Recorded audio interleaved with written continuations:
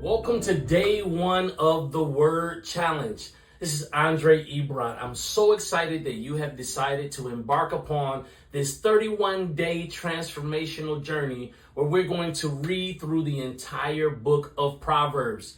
As a reminder, WORD is an acronym that stands for wisdom that leads to winning, observation that guides obedience, a relationship with Christ Jesus that leads to revelation, and devotion that leads to deliverance. So this is day one. You know we're at Proverbs chapter 1. There are 5 core components that I want you to think about as we read through Proverbs chapter 1. The first component is understanding that it'll give an overview or the purpose for Proverbs. Point number 2 is that it will talk about the fear of the Lord of being the foundation for all wisdom. Point number 3, that heeding parental instruction tends to life. Point number 4, it warns against having sinful companions or those who lack relationship with Christ and their behavior and their morals and character are out of alignment with God's plan for your life. And then point number 5, it talks about wisdom giving an open invitation and the consequences of rejecting that invitation. So without delay, let's dive into the word. Proverbs chapter 1. So these are Proverbs of Solomon, David's son, king of Israel. The purpose is to teach people wisdom and discipline and to help them understand the insights of the wise.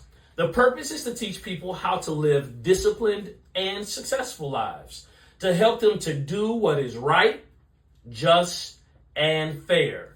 These proverbs will give insight to the simple, knowledge and discernment to the young. Let the wise listen to these proverbs and become even wiser. Let those with understanding receive guidance.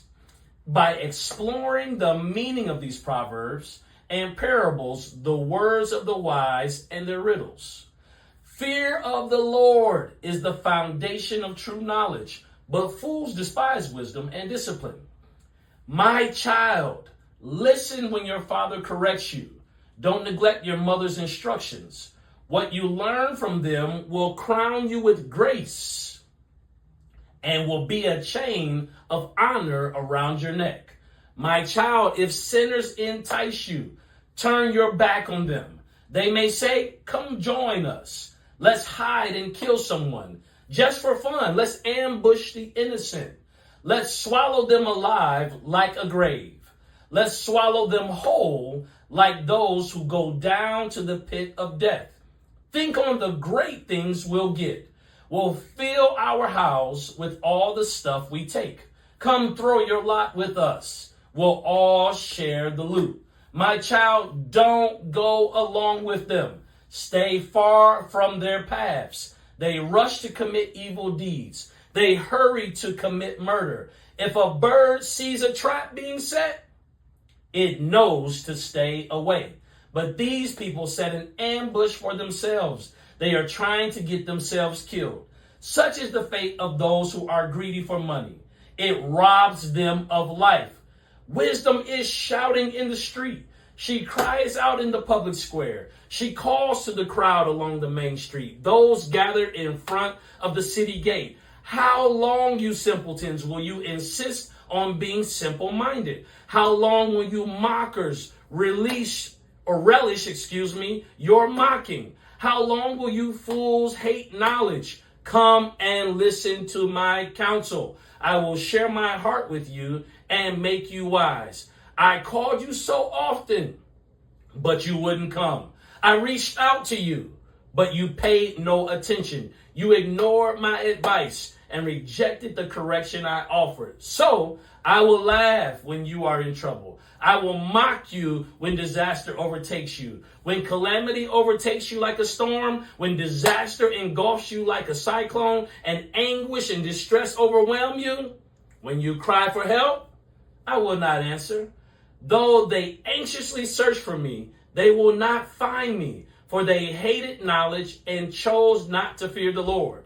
They rejected my advice and paid no attention when I corrected them. Therefore, they must eat the bitter fruit of living their own way, choking on their own schemes. For simpletons turn away from me to death.